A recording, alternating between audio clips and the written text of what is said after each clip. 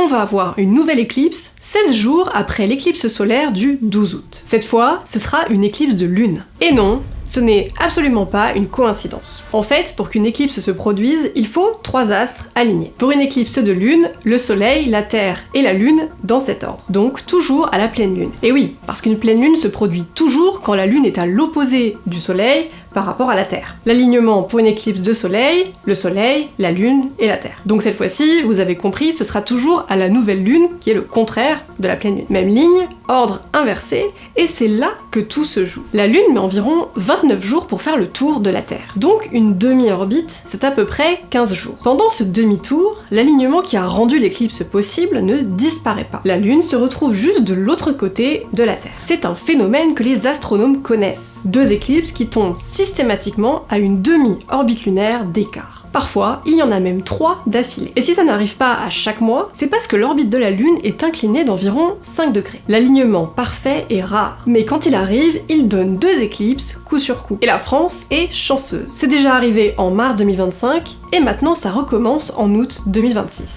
2 éclipses visibles chez nous, alors vraiment, levez les yeux.